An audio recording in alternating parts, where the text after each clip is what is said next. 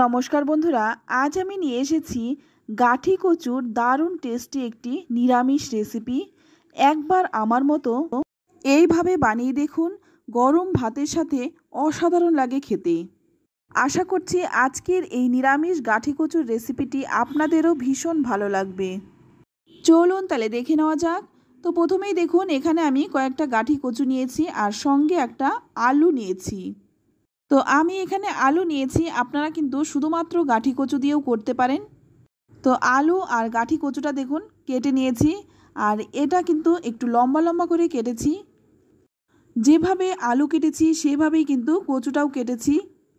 তো আপনারা কিন্তু আপনাদের পছন্দ অনুযায়ী কেটে নেবেন। আলু আর কচুটা কাটার পরে কিন্তু খুব ভালো করে কচলে কচলে ধুয়ে নিয়েছি। এবার দেখুন এর মধ্যে দিয়ে দিচ্ছি স্বাদ মতো লবণ, দিয়ে দিচ্ছি হলুদ গুঁড়ো। এখানে কিন্তু আমি হাফ চামচ হলুদ গুঁড়ো দিয়েছি। এবার দিয়ে দিচ্ছি লঙ্কার গুঁড়ো। এটা কিন্তু আমি ঝাল লঙ্কার গুঁড়ো দিয়েছি, আপনারা চাইলে কিন্তু কাশ্মীরি লঙ্কার গুঁড়োটাও এখানে দিতে পারেন। তো এবার এখানে দিয়ে দিচ্ছি 1 চামচ বেসন। বেসনটা দিয়ে খুব ভালো করে আলু আর কচুর গায়ে মেখে নেব, যাতে বেসনটা খুব ভালো করে লেগে যায়। তাই খুব ভালো করে মেখে নেব। তো দেখুন খুব ভালো করে মেখে নিলাম। অপরদিকে কড়াই গরম করে নিয়ে এর মধ্যে দিয়ে দিচ্ছি 2 চামচ সর্ষের তেল। রান্নাটা আমি সর্ষের তেলেই করছি। সর্ষের তেলে করলেই কিন্তু এই রান্নাটা খেতে বেশি ভালো হয়। এবার মেখে রাখা আলু আর কচুটা ভেজে নেব। তেলটা কিন্তু অবশ্যই খুব ভালো করে গরম করে নিতে হবে। 3-4 মিনিট এইরকমভাবে নাড়াচাড়া করে তারপর একটা ঢাকা দিয়ে ভাজবো। এতে করে কিন্তু আলু আর কচুটা নরম হয়ে যাবে। এটা ভাজা হতে থাক। এদিকে আমি একটা প্লেটের মধ্যে নিয়ে নিচ্ছি 1 চামচ কালো সর্ষে, সঙ্গে দিয়ে দিচ্ছি 1 চামচ হলুদ সর্ষে বা সাদা সর্ষে। এবার 2টো কাঁচা লঙ্কা দিয়ে এটা আমি বেটে নেব। তবে আমি কিন্তু এটা শিলপাটায় বেটে নিচ্ছি। আপনারা চাইলে কিন্তু অবশ্যই মিক্সিতে বেটে নিতে পারেন। অল্প মশলা বলে আমি শিলেই বেটে নিচ্ছি। এবার এখানে দিয়ে দিচ্ছি সামান্য একটু লবণ। লবণটা দিয়ে এবার আমি বেটে নেব। তবে বাটার আগে সামান্য একটু জল দিয়ে বাটবো, এতে বাটতে বেশি সুবিধা হয়।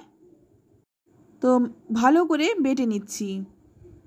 কালো সর্ষে আর হলুদ সর্ষেটা যদি মিশিয়ে দেওয়া হয় তাহলে কিন্তু সর্ষের তেতোটা হয় না। তো খুব ভালো করে বেটে নিলাম, একদম দেখুন মিহি করে বেটে নিয়েছি। এইবার এর মধ্যে দিয়ে দেব 2 চামচের মতো নারকেল কোড়া। এখানে আমি ফ্রেশ নারকেল কোড়াটা দিয়েছি। তবে আপনারা কিন্তু চাইলে বাজারে যে শুকনো নারকেলটা পাওয়া যায় সেটা কিছুক্ষণ ভিজিয়ে বেটে নিতে পারেন। তো আমি কিন্তু সর্ষে আর নারকেলটা একই সঙ্গে মিশিয়ে বেটে নিচ্ছি। খুব মিহি করে বেটে নেব। তো দেখুন বাটা হয়ে গেছে, এবার তুলে নিচ্ছি। সম্পূর্ণ মশলাটাই বেটে তুলে নিলাম। এইদিকে যে কচু আর আলুটা আমি ভাজছিলাম সেটা কিন্তু মাঝে মধ্যে ঢাকনা খুলে নেড়েচেড়েও দিয়েছিলাম। অবশ্যই কিন্তু মাঝে মধ্যে ঢাকা খুলে নেড়েচেড়ে দেবেন। এখন দেখুন আলু আর কচুটা কিন্তু ভাজতে ভাজতে অনেকটাই নরম হয়ে গেছে। আর এটা কিন্তু অবশ্যই ভালো করে ভেজে নেবেন, তাহলেই কিন্তু এর আসল স্বাদটা পাওয়া যাবে। তো দেখুন ভাজা হয়ে গেছে, এবার তুলে নিচ্ছি। তো তুলে নিলাম।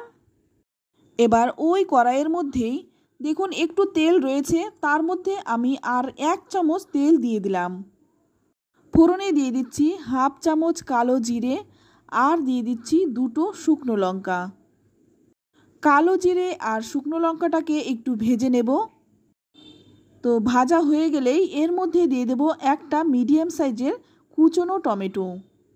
টমেটোটা একটু তেলের মধ্যে নেড়েচেড়ে নিয়ে এর মধ্যে দিয়ে দিচ্ছি স্বাদ মতো লবণ আর সামান্য একটু হলুদ গুঁড়ো। লবণটা দেওয়ার কারণে কিন্তু টমেটোটা খুব তাড়াতাড়ি নরম হয়ে যাবে। আর লবণ কিন্তু আমি আগেও দিয়েছি, তাই সেই কথা মাথায় রেখে লবণটা দিয়ে দিলাম। এবার দেখুন টমেটোটা যখন নরম হয়ে যাবে তখন এর মধ্যে দিয়ে দিতে হবে বেটে রাখা মশলাটা। এবার এই মশলাটা দিয়ে একটু ভালো করে নেড়েচেড়ে ভেজে নেব। তবে খুব বেশি ভাজবো না, সর্ষে কিন্তু বেশি ভাজলে আবার তেতো হয়ে যেতে পারে। তাই 2 মিনিটের মতো মশলাটা একটু ভেজে নিলাম। এবার এর মধ্যে দিয়ে দেব ভেজে রাখা কচুটা। এবার এর মধ্যে সামান্য একটু জলও দিয়ে দিলাম। এতে করে মশলাটা কিন্তু কচুর গায়ে ভালো করে লেগে যাবে আর কষাতেও কিন্তু একটু সুবিধা হবে।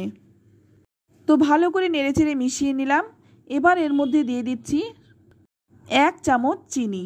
চিনিটা দিলাম স্বাদটা ব্যালেন্সের জন্য। চিনিটা দিয়ে ভালো করে নেড়েচেড়ে মিশিয়ে নিচ্ছি। তো বন্ধুরা, গাঠি কচু কিন্তু আমরা অনেক রকমভাবেই খেয়ে থাকি, তবে একবার এইভাবে বানিয়ে দেখুন। গরম গরম ভাতের সাথে আর কিন্তু কোনো কিছুরই প্রয়োজন হবে না, শুধুমাত্র এই দিয়েই খাওয়া হয়ে যাবে। এবার এর মধ্যে দিয়ে দিলাম গরম জল। তবে এই রান্নাটা কিন্তু আমি একটু মাখো মাখো করব, তাই এখানে আমি 1 কাপের মতো জল দিয়েছি। আপনারা যদি একটু পাতলা খেতে চান সেক্ষেত্রে জলটা একটু বাড়িয়ে দেবেন। তারপর একটা ঢাকা দিয়ে 5 মিনিট রেখে দেব। আর এই সময় কিন্তু গ্যাসের আঁচটা কমানো থাকবে। 5 মিনিট পর ঢাকনাটা খুলে নিয়ে এর মধ্যে দিয়ে দিলাম 2টো চেরা কাঁচা লঙ্কা আর একটু ধনেপাতা। তারপর নেড়ে চেড়ে একটু মিশিয়ে নিচ্ছি। একটু শুকনো শুকনো হলেই কিন্তু বেশি ভালো লাগে। ধনেপাতাটা যদি হাতের কাছে না থাকে সেক্ষেত্রে কিন্তু আপনারা 1 চামচ কাঁচা সর্ষের তেলও দিতে পারেন। তবে আমি কিন্তু এখানে কাঁচা সর্ষের তেল আর ধনেপাতা দুটোই দিয়েছি। খেতে কিন্তু ভীষণ ভালো হয়েছিল। তেলটা দিয়ে নেড়েচেড়ে মিশিয়ে নিয়ে তারপর কিন্তু গ্যাসের আঁচ বন্ধ করে 5 মিনিট ঢেকে রেখেছিলাম। এবার দেখুন নামিয়ে নিচ্ছি। এটা দেখুন দেখতে যতটা সুন্দর, খেতেও কিন্তু ভীষণ ভালো হয়। এটা কিন্তু আপনারা গরম গরম ভাত, রুটি সব কিছুর সাথেই খেতে পারেন। তো বন্ধুরা, আমার এই সহজ সাধারণ গাঠি কচুর রেসিপিটি আপনাদের কেমন লাগলো অবশ্যই কমেন্টে জানাবেন। ভালো লাগলে লাইক, শেয়ার, কমেন্ট করতে একদম ভুলবেন না। আর আপনি যদি আমার চ্যানেলে নতুন হয়ে থাকেন চ্যানেলটা সাবস্ক্রাইব করে নেওয়ার অনুরোধ রইল। ভিডিওটি দেখে যদি আপনার ভালো লেগে থাকে আত্মীয় স্বজন, বন্ধুবান্ধবের সাথেও শেয়ার করতে পারেন। আজ এই পর্যন্ত, আবারও নিয়ে আসবো অন্য কোনো নতুন রেসিপি। সকলেই ভালো থাকবেন, সুস্থ থাকবেন। ধন্যবাদ।